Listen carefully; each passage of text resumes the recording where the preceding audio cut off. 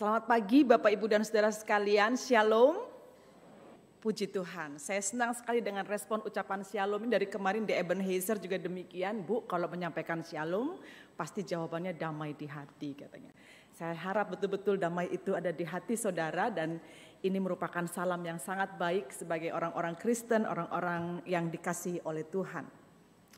Saudara, saya sangat bersyukur sekali bisa datang ke kota yang indah, yang cantik ini dan bertemu dengan jemaat yang luar biasa di Gemim Kristus Manado. Seingat saya mungkin sekitar 10 atau 11 tahun lalu, 11 tahun lalu saya rasa atau 12 tahun lalu malah saya pernah datang ke sini untuk melayani saudara dan saya merasa ini gereja berubahnya banyak sekali. Gereja ini menjadi sangat indah sekali, sangat nyaman sekali saudara-saudara untuk beribadah.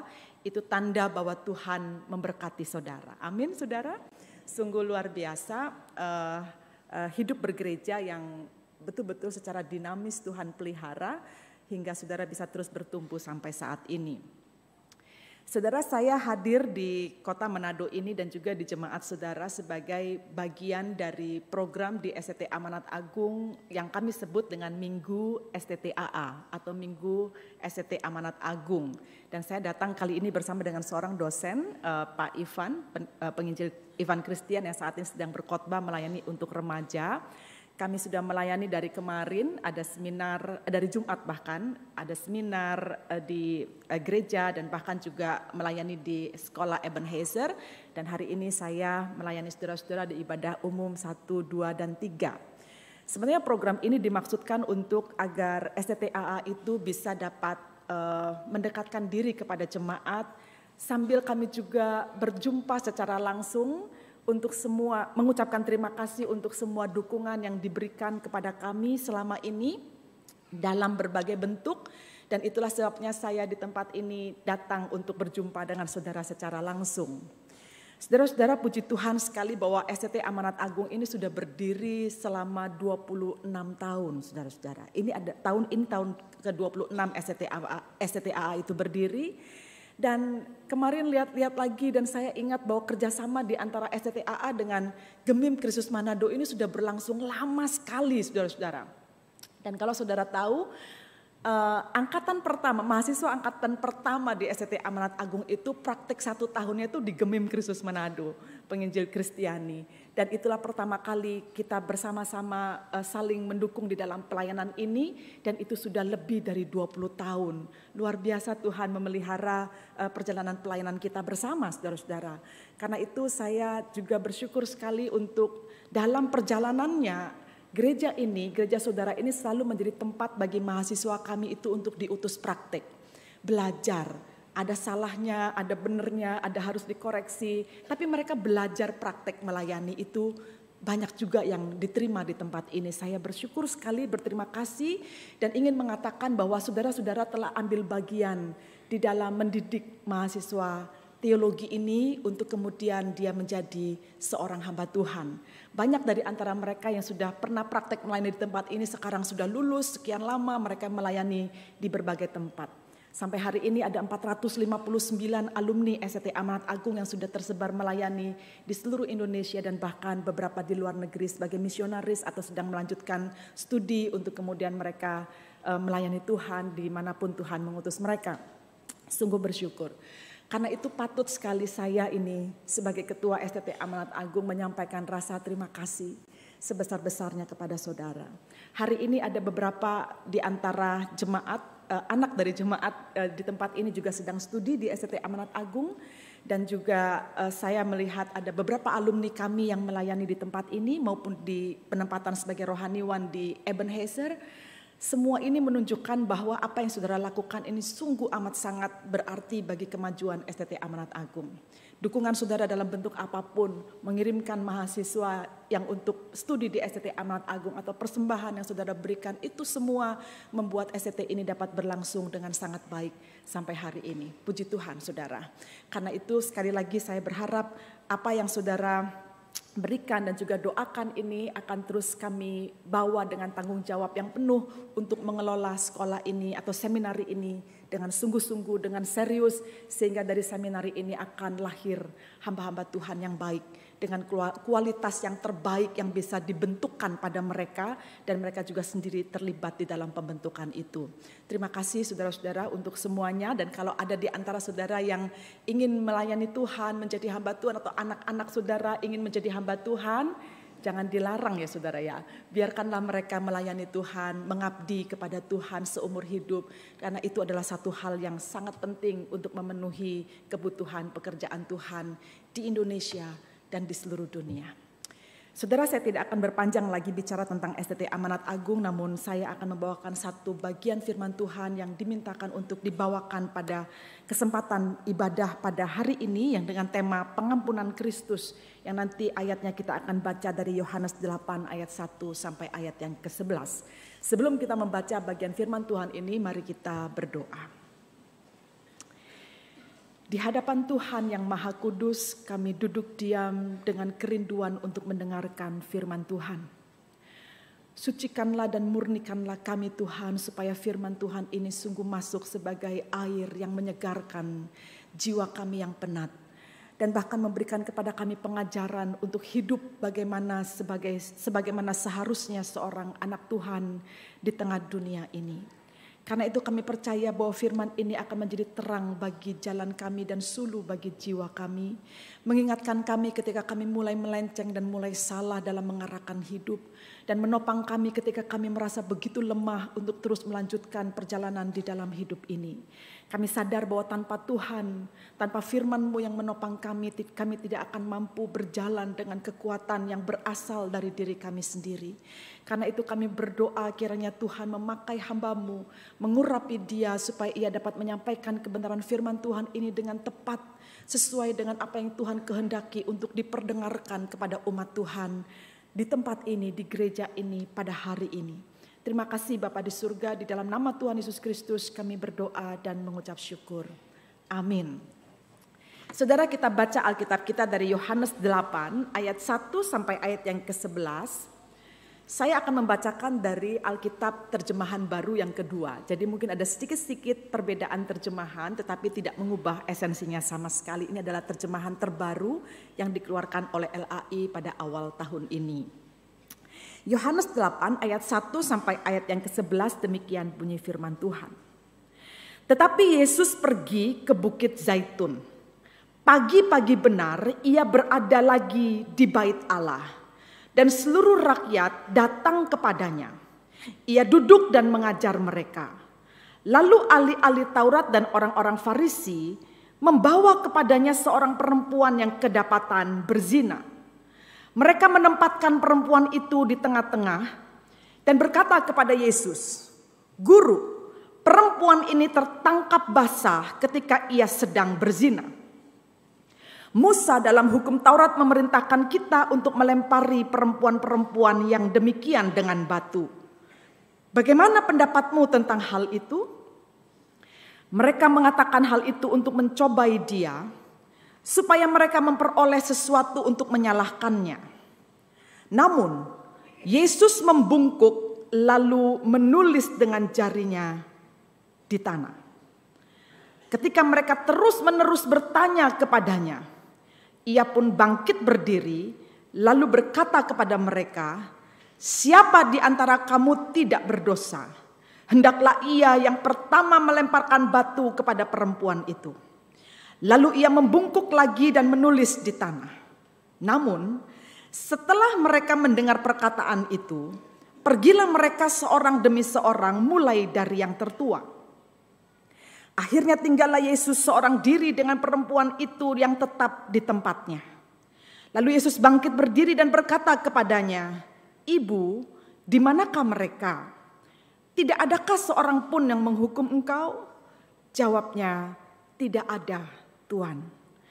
Lalu kata Yesus, "Aku pun tidak menghukum engkau. Pergilah dan mulai sekarang jangan berbuat dosa lagi." Yang berbahagia adalah yang mendengarkan firman Tuhan, menaruh di dalam hatinya, dan berkomitmen untuk terus melakukan firman Tuhan itu dalam kehidupannya sehari-hari. Amin. Saudara, satu kali saya pernah membaca sebuah artikel yang sangat baik sekali ditulis oleh seorang pendeta bernama Colin Wong. Ya. Di dalam tulisannya itu dia katakan, "The Church of Jesus Christ has many unforgiven people because she has too many unforgiving people.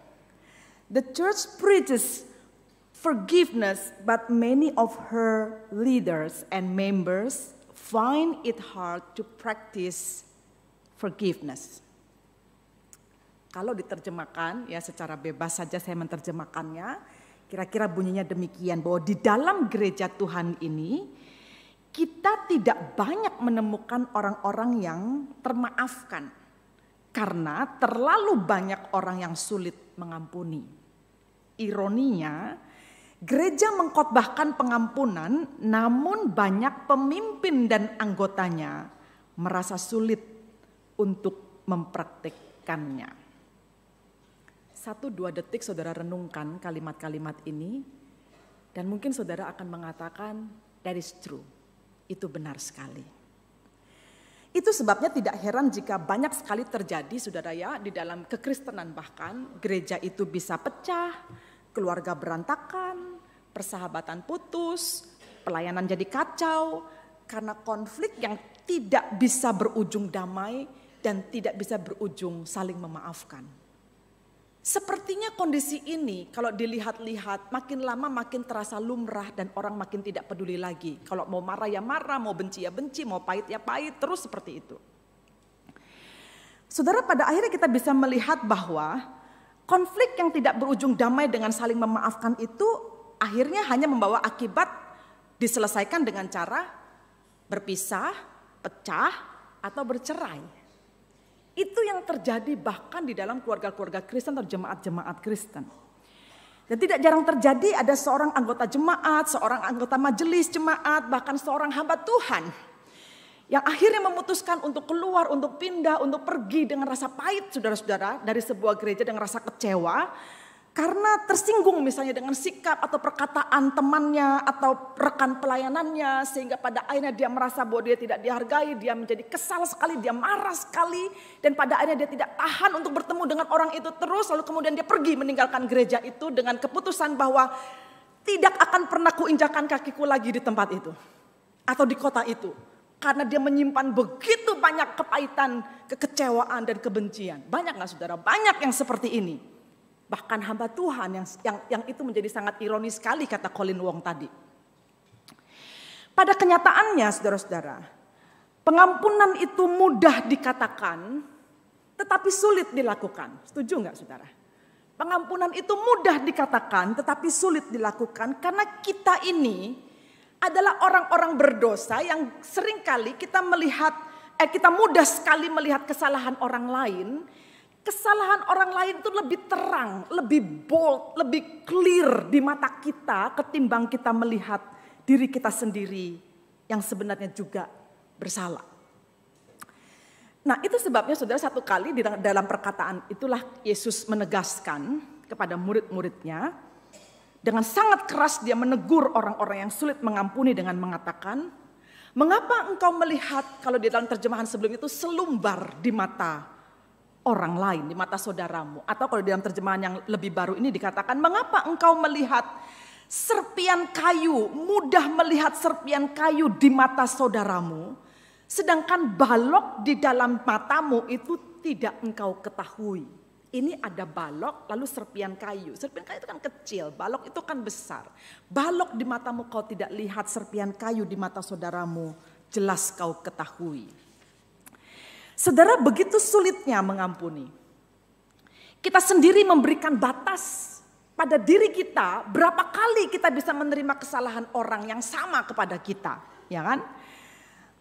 Misalnya saja kita sering sekali mengatakan atau mendengar perkataan bahwa bolehlah dia bersalah kepada saya. 1-2 kali masih bisa saya ampuni kesalahan itu, tapi jangan ya yang ketiga gitu.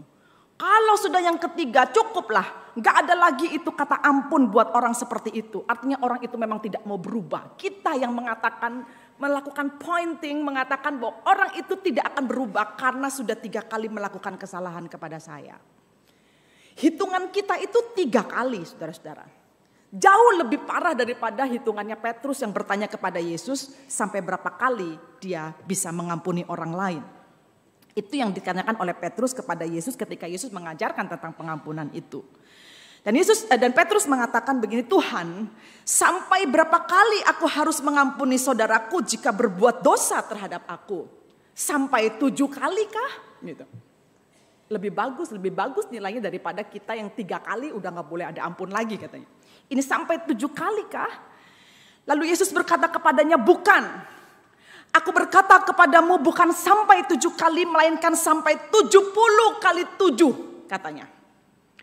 Apakah yang Yesus maksudkan ini adalah hitungan matematika, yaitu hitungan antara 70 kali 7 yang jumlahnya itu adalah 490 kali. Jadi itu artinya kalau sudah 490 kali mengampuni, ke 491 boleh tidak mengampuni kalau gitu. Apakah perkataan ini dimaksudkan demikian? Tentu tidak demikian, saudara-saudara.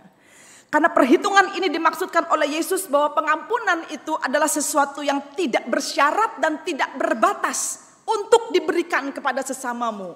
Nah, itu yang begitu sulit. Dari sejak zaman dahulu kala, pengampunan itu kita berikan batasan. Kita membatasinya. Sementara Tuhan katakan buka batasan itu. Tidak ada batasan.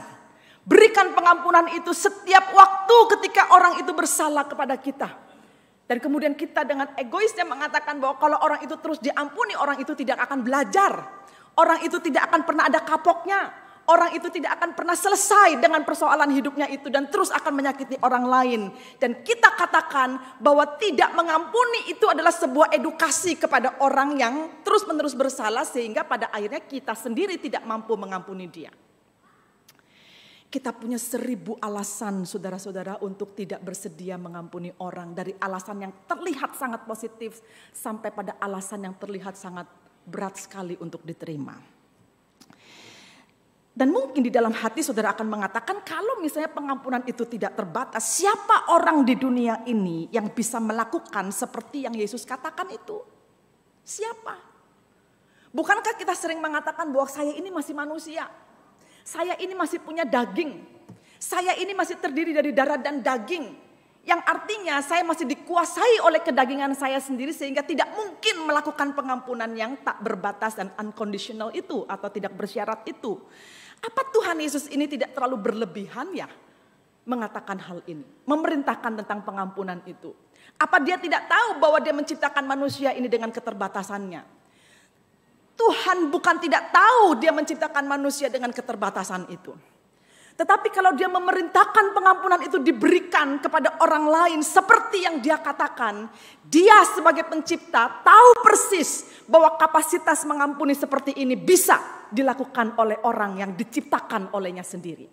Dia tidak mungkin memerintahkan untuk sesuatu yang tidak dapat dilakukan oleh manusia, saudara-saudara. Tetapi dalam keputusan-keputusan hidup kita sendiri sebagai orang percaya ini. Pada akhirnya kita hanya mengatakan bahwa mengampuni itu sulit. Titik. Udah tidak ada lagi ada koma yang di dalamnya kita ada pertimbangan untuk melakukannya. Begitu sulitnya. Sampai ada satu kesimpulan yang diberikan oleh seorang teolog bernama N.T. Wright. Ya. Dia mengatakan begini. Pernahkah Anda dengan serius mencoba memaafkan seseorang yang berbuat salah kepada Anda? Pernahkah Anda dengan serius mencoba untuk berbelas kasih dan sabar? Pernahkah Anda mencoba untuk membiarkan damai sejahtera Kristus, firman Kristus, nama Kristus menjadi kebenaran nyata yang mengatur kehidupan Anda? Jika sudah, Anda akan tahu mengampuni itu tidak mudah. Dibutuhkan doa yang sungguh-sungguh dan upaya moral yang nyata. Perhatikan kalimat terakhir ini. Dibutuhkan doa yang sungguh-sungguh dan upaya moral yang nyata. Satu sisi dia mengatakan bahwa butuh kekuatan Tuhan untuk kita melakukannya. Oleh karena itu kita berdoa kepada Tuhan, memohon agar kita diberikan keluasan hati untuk mengampuni orang lain. Tetapi jangan lupa bahwa di dalamnya kita sebagai orang yang diselamatkan ini, itu harus memiliki upaya moral katanya. Sesuatu yang diupayakan oleh diri kita sendiri juga untuk bersedia berkeputusan mengampuni orang lain. Sulitkah itu? Sulit. Tidak ada yang mengatakan tidak sulit, saudara-saudara. Dan saya kira kesulitan ini tidak pernah direduksi atau dikurangi oleh firman Tuhan ketika bicara soal beratnya mengampuni. Tetapi apapun itu namanya saudara-saudara, pengampunan itu tetap menjadi sebuah pengajaran penting. Bahkan ketika Yesus turun ke dunia ini, itu pun atas dasar keinginannya, keputusannya untuk mengampuni orang berdosa.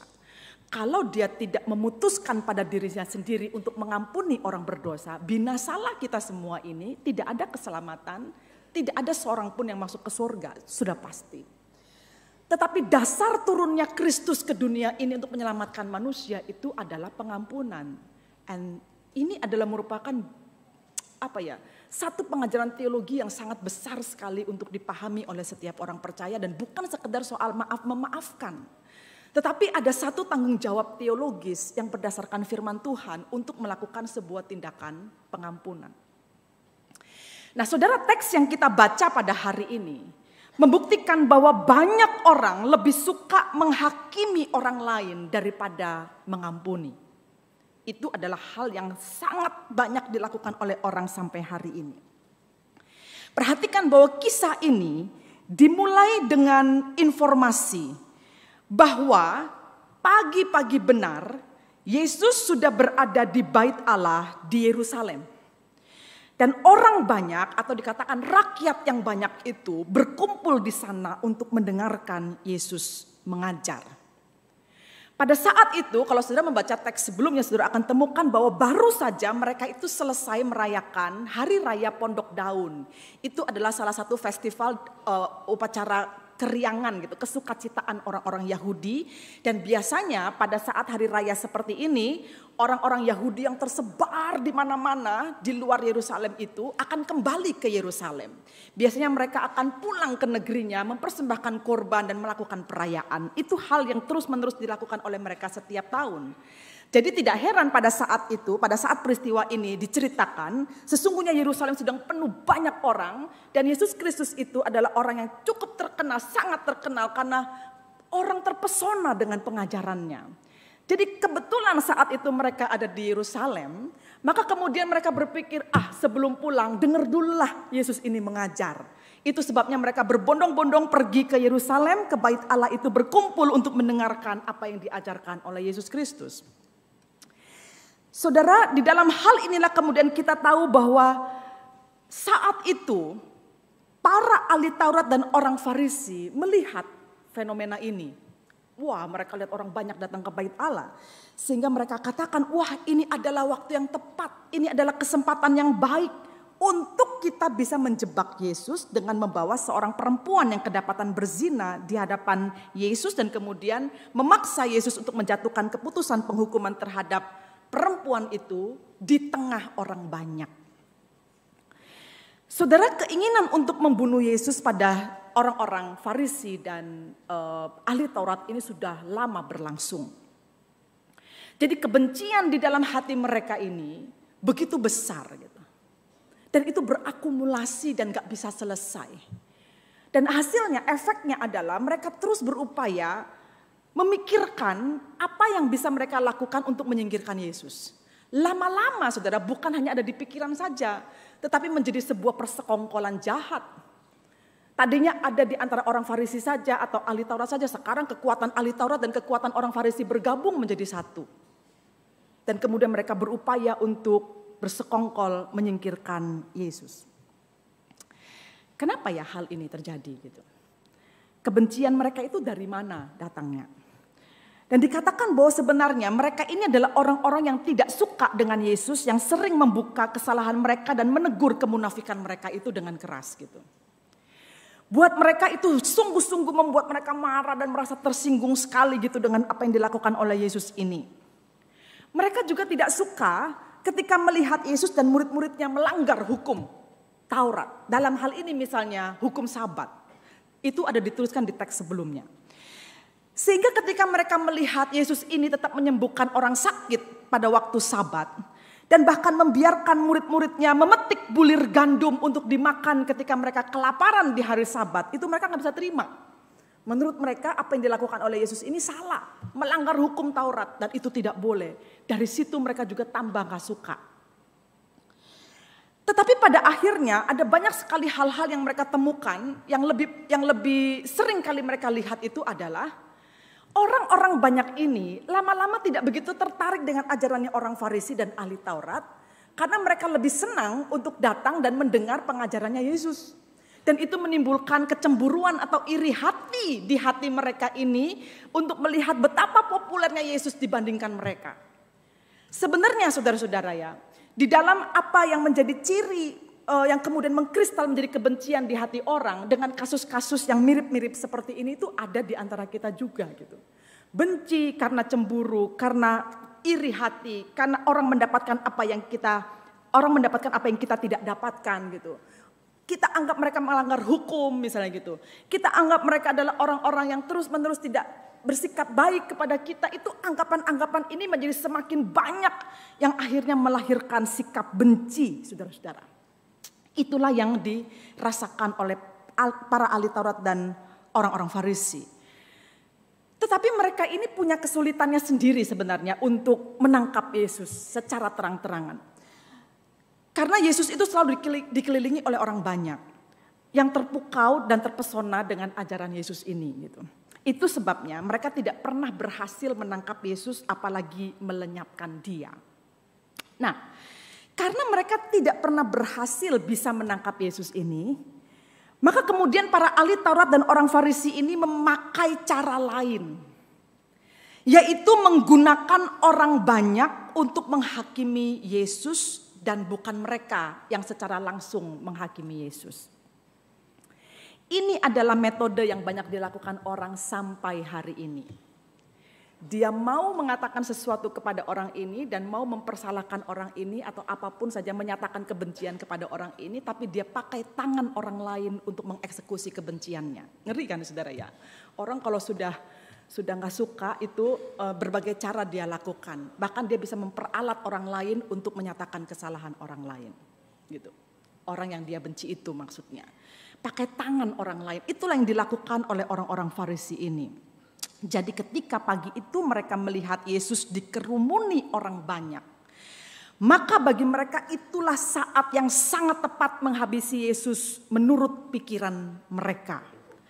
Maka kemudian saudara, kalau kita perhatikan, Yesus ini memanggil Yesus dan memperhadapkan perempuan itu bukan membawa Yesus menyingkir kemudian membawa perempuan itu sendiri kepada Yesus loh untuk dihakimi, bukan. Tetapi mereka sengaja menempatkan perempuan itu di tengah kerumunan orang banyak itu dan meminta Yesus untuk menghakimi perempuan ini, menyatakan keputusan apa untuk perempuan yang berzina ini. Dan kemudian mereka menyatakan atau mereka mempertanyakan dengan pertanyaan yang sebenarnya dimaksudkan untuk menjebak Yesus. Dan dikatakan adalah guru, perempuan ini tertangkap basah ketika dia sedang berzina. Musa, dia pakai referensi kan, referensinya adalah hukum Musa. Musa dalam hukum Taurat memerintahkan kita untuk melempari perempuan-perempuan yang demikian dengan batu. Bagaimana pendapatmu tentang hal itu? Saudara, menariknya para ahli Taurat dan orang Farisi ini kan sekelompok orang yang punya pemahaman yang luar biasa gitu, mendalam tentang Taurat Tuhan, tentang Taurat Musa gitu. Jelas sekali sebenarnya di dalam hukum Musa, bukan mereka nggak tahu, pasti mereka tahu gitu. Di dalam hukum Musa tentang perzinahan itu dituliskan demikian. Terdapat di dalam Ulangan 22 ayat 22 misalnya. Apabila seorang laki-laki kedapatan tidur dengan perempuan yang bersuami, maka keduanya itu harus mati. Baik laki-laki yang tidur dengan perempuan itu maupun dengan perempuan itu. Demikianlah harus kau hapuskan yang jahat itu dari Israel. Tetapi pada saat itu yang dibawa di hadapan Yesus hanya perempuan yang berzina. Di mana laki-lakinya yang berzina dengan perempuan itu? Mengapa tidak mereka bawa juga kepada Tuhan untuk dihakimi bersama-sama? Kalau memang referensinya adalah hukum Musa. Dengan demikian saja sesungguhnya yang mereka lakukan itu sudah cacat hukum secara hukum Taurat gitu. Karena sesungguhnya hukum menentukan apabila ada yang berzina dua-duanya yang harus dilempari dengan batu sampai mati. Tetapi kali itu yang mereka bawa hanya perempuannya saja. Jadi jelas sekali bahwa motif para ahli Taurat dan orang Farisi ini bukan karena mereka mencintai kebenaran yang diatur di dalam Taurat Musa itu atau hukum Musa itu. Sehingga kemudian mereka membenci dan tidak dapat menerima dosa perzinahan karena dianggap mencemari hukum Musa. Kalau seperti itu kan mereka betul-betul berdiri atas hukum. Tetapi sebenarnya yang mereka lakukan pun juga sudah cacat hukum. Kalau sudah demikian maksudnya apa? Itu kan pertanyaan berikutnya. Jadi sesungguhnya mereka punya hanya satu motif saja atau yang disebut dengan motif tunggal dalam istilah hukum. Yaitu untuk mencobai Yesus sehingga dia kedapatan bersalah dalam keputusan terhadap perempuan itu. Sehingga dengan demikian mereka kemudian bisa mendapatkan alasan untuk memberikan tuduhan kepada Yesus. Dan nanti dengan tangan orang banyak itulah yang akan menangkap Yesus dan mengatakan bahwa Yesus ini tidak benar. Saudara perhatikan ya, bagaimana saya bisa katakan bahwa ini adalah pertanyaan jebakan kepada Yesus. Yang pertama, kalau misalnya Yesus berkata, jangan lempari perempuan itu dengan batu. Maka pada saat itu juga mereka akan segera mengatakan kepada orang banyak itu bahwa Yesus ini melawan hukum Taurat. Dan jelas dia adalah penyesat bagi orang Yahudi. Dan semua ajarannya adalah salah sehingga tidak patut diikuti. Dan bahkan orang ini karena dia penyesat, orang ini pantas untuk dihukum mati. Itu secara hukum memang ada. Artinya kalau Yesus mengatakan jangan lempari itu melawan hukum Taurat. Tetapi kalau Yesus berkata perempuan ini harus dilempari dengan batu. Maka mereka akan mengatakan kepada orang banyak itu bahwa Yesus ini sedang menghasut orang banyak itu untuk melawan pemerintah Romawi. Karena Roma tidak pernah mengizinkan orang-orang Yahudi menjalankan hukuman terhadap orang yang berzina dengan cara melempari dengan batu. Jadi mau dijawab A salah, dijawab B salah. Dan mereka punya mengatakan bahwa tidak ada celah nih kali ini Yesus pasti ketangkep ini gitu. Oleh karena mereka sudah tidak tahan dengan kebencian yang meluap di dalam hati mereka terhadap Yesus itu. Saudara, para ahli Taurat pada saat itu sangat yakin bahwa kali ini jebakan mereka tidak meleset. Karena jawaban apapun dari Yesus akan membuat dia terjebak pada salah satu sisinya gitu. Mau A mau B sama-sama terjebak. Perhatikanlah bahwa sikap ini, saudara, sikap ahli Taurat dan orang-orang Farisi ini banyak sekali mencerminkan juga sikap-sikap kita pada hari ini dalam kita memperlakukan sesama kita. Terutama orang-orang yang kita tidak suka, orang-orang yang kita benci, orang-orang yang kepadanya kita menaruh dendam. Kalau kita sudah tidak suka dengan orang, kita akan terus cari-cari kesalahan orang itu. Bahkan kita bisa dengan tega menyusun rencana jahat agar orang yang kita tidak sukai itu tersingkir dan celaka. Apapun cara yang dipakai. Seperti yang dilakukan ahli Taurat dan orang Farisi itu, mereka memperlakukan perempuan itu layaknya sampah dan kotoran dan memperalat perempuan itu untuk mencapai tujuan mereka. Memperalat perempuan yang berzina itu, memperalat orang-orang banyak itu demi mencapai tujuan mereka, yaitu menghabisi Yesus. Ngeri loh saudara kalau kita tidak aware ya, tidak waspada gitu. Begitu ada kebencian menyeruak masuk ke dalam hati dan kita pelihara, itu tidak akan pernah mengecil. Itu sama seperti kanker di dalam dirimu akan terus membengkak dan terus akan membesar. Dari stadium 1 sampai stadium 4 sampai akhirnya saudara mati sendiri karena kebencian itu. Itu keadaan yang sering kali tidak kita waspadai dan kita anggap wah itu lumrah. Karena kita gak suka kan gak apa-apa gitu. Saudara, dengan kata tidak suka saja itu pasti akan membuahkan sebuah perbuatan. Apapun itu namanya pasti perbuatan yang tidak baik kepada orang lain. Entahkah lewat perkataan kita yang tajam dan menusuk.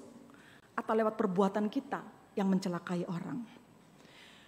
Nah, apa yang terjadi inilah kemudian kita lihat ya. Ketika Yesus diperhadapkan pada situasi yang demikian, perhatikan apa yang Yesus lakukan saat menghadapi keculasan hati para ahli Taurat dan orang Farisi ini. Kalau saudara perhatikan di bagian ini, Yohanes dengan sangat jelas sekali memperlihatkan step by step apa yang Yesus lakukan gitu ketika berhadapan dengan orang ini. Ada 3 hal paling tidak yang tercatat oleh Yohanes tindakan Yesus menghadapi jebakan ini. Yang pertama, dikatakan bahwa Yesus diam, tidak menjawab apapun, itu sudah jelas. Enggak ada satu kata pun yang tercatat di sana bahwa Yesus berbicara melawan apa yang dikatakan oleh orang Farisi atau menjawab apapun, tidak menjawab. Tetapi dia mengambil sikap, membungkukkan badan, lalu menulis dengan jarinya di tanah. Ada banyak sekali spekulasi dari para penafsir tentang apa yang sebenarnya dituliskan oleh Yesus. Apa sih Yesus tulis apa sih di atas tanah itu gitu. Ada yang mengatakan Yesus menuliskan nama perempuan ini, nama perempuan yang berzina itu.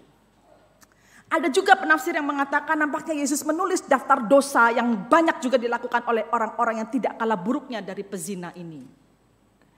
Tetapi apapun yang dituliskan di tanah itu nampaknya tidak begitu penting. Sehingga memang penulis Alkitab pun tidak menyorot dengan jelas apa yang sedang dituliskan di tanah itu oleh Yesus Kristus. Artinya kita tidak perlulah berspekulasi untuk memikirkan apa yang ditulis oleh Yesus di atas tanah itu. Tetapi yang sangat jelas diperlihatkan oleh Yesus dari sikapnya ini adalah Yesus ini sedang menunjukkan otoritasnya atas mereka, atas orang-orang yang sedang menghakimi dan bertanya dengan pertanyaan jebakan itu kepada dia. Dengan sikap ini Yesus ingin mengatakan secara implisit bahwa aku sebenarnya tidak perlu mendengarkan apa yang kalian katakan. Dan aku tidak perlu memenuhi tuntutan kalian untuk menghakimi perempuan ini. Atau dengan kata lain, aku tidak tergiring oleh pertanyaan kalian itu.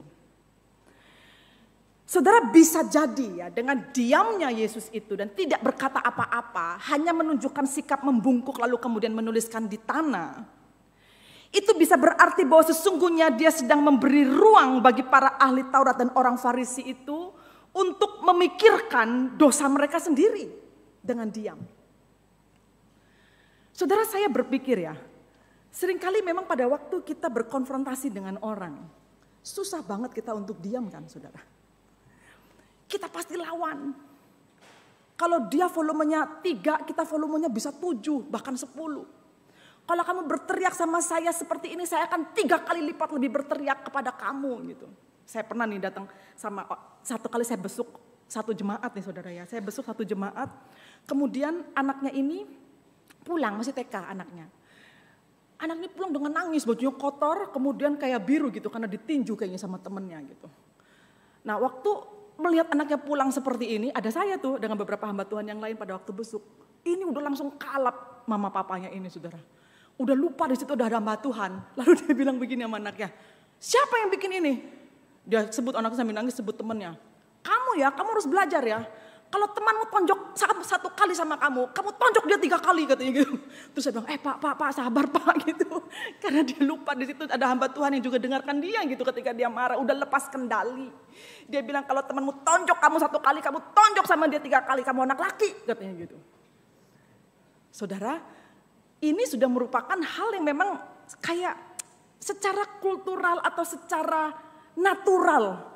Di dalam kealamiahan orang berdosa ini tidak bisa diam ketika dia merasa diserang.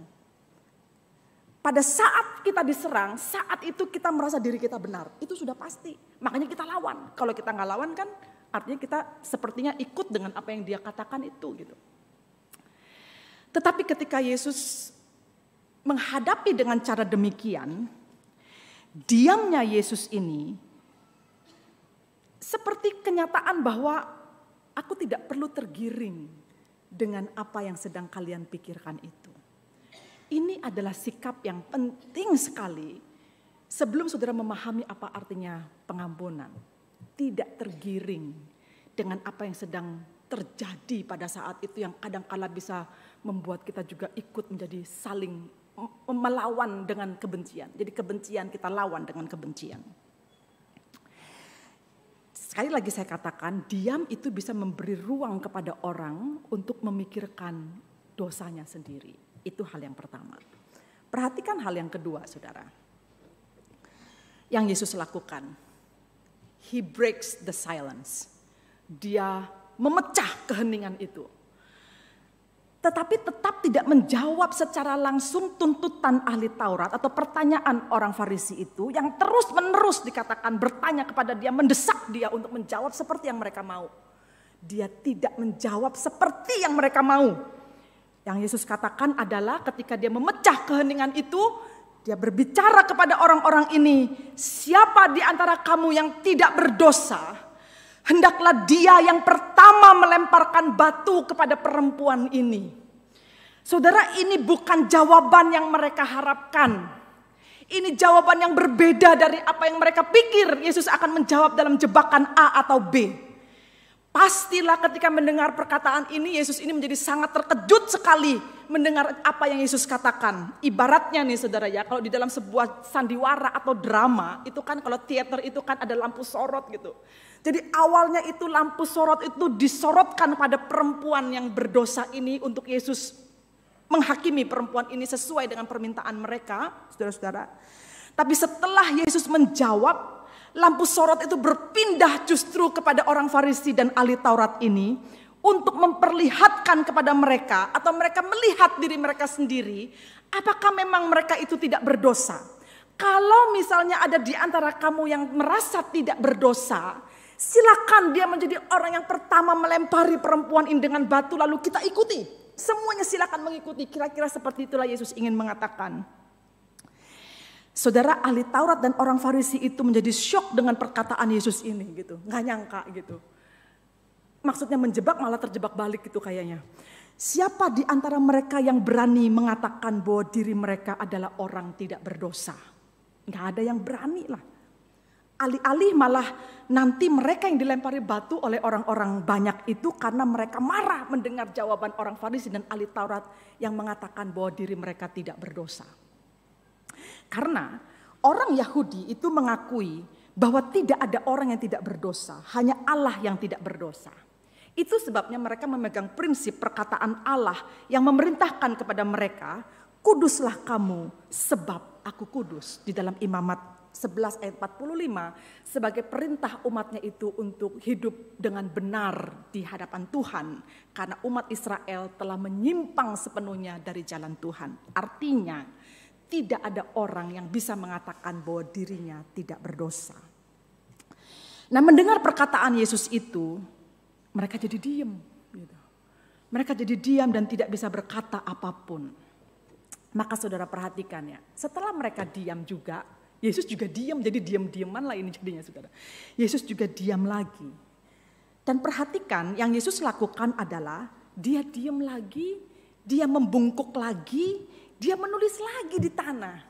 Dia ulangi lagi ritme yang dia lakukan di yang babak pertama tadi. Jadi dia membungkuk lagi, menulis lagi, diam lagi saudara-saudara. Saudara perhatikan ya. Apa yang terjadi ini itu banyak disorot oleh para penafsir sebenarnya untuk melihat luar biasanya dialog yang hebat ini gitu. Sehingga ada seorang teolog bernama R.C. Sproul. Dan bahkan saya baca di beberapa buku tafsir yang lain juga sama menyorot bagian ini dengan sangat baik. Dengan mengatakan bahwa tindakan Yesus menulis di tanah ini mengingatkan pada apa yang tertulis dalam Yeremia 17 ayat 13b. Di situ dikatakan orang-orang yang menyimpang darimu akan ditulis di debu tanah. Perhatikan, orang-orang yang menyimpang darimu akan ditulis di debu tanah. Sebab mereka telah meninggalkan Tuhan, sumber air yang hidup. Dia diam, tetapi sesungguhnya yang dia katakan dengan cara menulis di tanah itu, sesungguhnya orang ini adalah orang yang meninggalkan Tuhan, sumber air yang hidup itu. Sehingga di dalam hatinya hanya tersisa kebencian, kemarahan, kekecewaan, kepahitan yang tidak ada habisnya. Orang seperti ini adalah orang yang meninggalkan Tuhan, sumber air yang hidup. Dan dipakailah teks ini sebagai kontras dengan apa yang dituliskan di dalam kitab Wahyu. Bahwa orang-orang benar itu akan dituliskan oleh Allah di kitab kehidupan. Ya kan saudara? Ini kontras banget. Orang yang benar itu akan dituliskan di dalam kitab kehidupan. Tapi orang-orang yang bersalah ini, orang-orang yang berdosa dan tidak mau mengampuni ini, dituliskanlah di atas tanah, debu tanah. Ini kontras-kontras yang menarik sekali untuk diungkapkan betapa Tuhan sangat intensional sekali ketika dia melakukan sesuatu untuk memberikan pelajaran kepada orang-orang banyak itu. Saudara, diamnya Yesus yang kedua kali ini untuk membuat mereka sekali lagi memeriksa diri mereka sendiri. Apa ia benar bahwa mereka bukan orang berdosa sehingga mereka terus-menerus begitu bencinya dan ingin betul membunuh Yesus itu? Apakah benar mereka itu adalah orang yang tidak pernah berdosa sehingga begitu kuatnya ingin memperalat orang lain demi mencapai tujuan jahatnya? Saudara, bukankah itu merupakan perbuatan yang sama sekali tidak benar di hadapan Tuhan? Jadi pertanyaan yang sama kalau ditujukan kepada kita. Yang kalau kita nih sampai sekarang gak bisa selesai dengan kebencian kita ya saudara ya. Lalu saudara mempersalahkan orang terus dengan keberadaan diri saudara yang sekarang. Mendendam tidak ada habisnya kepada orang lain. Apa iya kita bisa hidup dengan dendam yang kita bawa sampai mati? Gitu. Saudara ingat bahwa itu bukan yang diinginkan oleh Tuhan. Tuhan berkali-kali diam mungkin kepadamu karena memintamu untuk memeriksa dirimu sendiri. Apakah memang benar kamu adalah orang yang tidak pernah berdosa sampai kamu tidak bisa mengampuni orang lain yang bersalah kepadamu. Bahkan di dalam doa Tuhan Yesus yang Tuhan Yesus ajarkan kepada murid-muridnya ketika murid-muridnya bertanya bagaimana sih berdoa.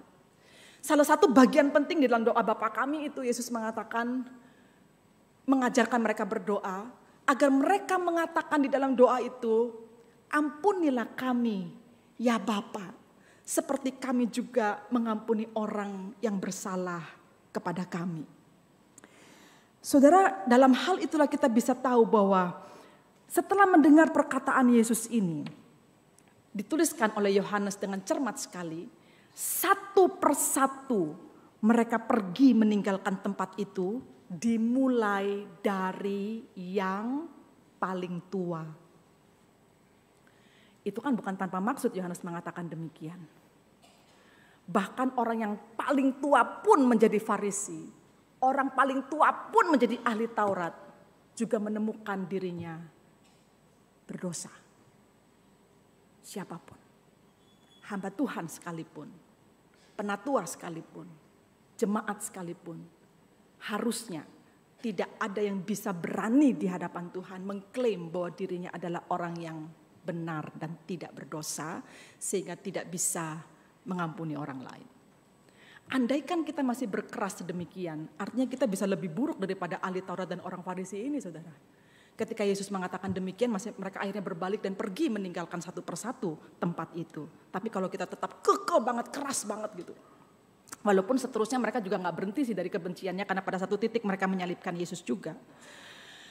Lalu kemudian ketika mereka meninggalkan tempat itu, Yesus bangkit berdiri dan bertanya kepada perempuan itu, "Ibu, di manakah mereka? Tidak adakah seorang pun yang menghukum engkau?" Yesus bertanya kepada perempuan itu dan perempuan itu menjawab, "Tidak ada, Tuhan." Lalu Yesus berkata kepada perempuan ini, "Aku pun tidak akan menghukum engkau. Pergilah dan jangan berbuat dosa lagi." Saudara perhatikan ya. Sebagai kesimpulan dari apa yang kita diskusikan atau saya sampaikan di dalam khotbah ini untuk saudara renungkan dalam dialog batin saudara sendiri sementara khotbah ini disampaikan. Nampaknya memang kita harus belajar bahwa pengampunan Kristus itu turun sepenuhnya atas perempuan itu dan itu artinya hanya orang yang merasa dirinya adalah orang berdosa. Pengampunan Kristus dapat dirasakan sehingga membuatnya memiliki kekuatan untuk mengampuni orang lain. Tetapi orang yang selalu merasa dirinya benar dan lebih benar dari orang lain, dia adalah orang pertama yang akan meninggalkan pengampunan dari Tuhan dan tetap membawa dosanya itu pada dirinya sendiri. Saudara ingat baik-baik perkataan ini untuk saudara tahu betapa ngerinya hidup di dalam kondisi tidak bisa mengampuni orang lain. Harusnya kita minta kekuatan dari Tuhan supaya kata-kata kita penuh hikmat dan bukan kata-kata kebencian untuk melawan kebencian orang lain kepada kita. Tapi kata-kata hikmat tidak masuk dalam jebakan, tidak masuk dalam giringan orang. Tapi bisa minta Tuhan untuk menyatakan kepadaku kalimat apa yang baik yang bisa kukeluarkan untuk membuat orang itu dan bahkan saya sama-sama bisa memeriksa diri yang pada akhirnya berakhir dengan damai yang dapat dinikmati bersama-sama. Kiranya firman Tuhan ini juga menyadarkan kita dan membuat kita bisa mengatakan kepada sesama kita, termasuk kepada orang yang kita benci selama ini, bahwa sesungguhnya aku ini tidak lebih benar darimu dan aku tidak kurang berdosa dibandingkan dirimu. Mari kita hidup berdamai dengan semua orang karena Kristus telah lebih dulu mengampuni kita. Dan karena itu pendamaian kita dengan Bapa memungkinkan kita untuk mengampuni orang yang bersalah atau bahkan melakukan yang jahat sekalipun kepada kita. Amin, saudara. Puji Tuhan. Ini lebih keras sedikit suaranya daripada yang pertama tadi. Sampai saya bilang saking beratnya sampai gak bisa amin ya Bapak Ibu. Karena berat sekali apa yang disampaikan oleh firman Tuhan ini. Tetapi apapun itu saya yakin menjawabkah atau tidak menjawabkah, saudara tahu bahwa ini adalah pelajaran penting yang disampaikan oleh firman Tuhan kepada kita.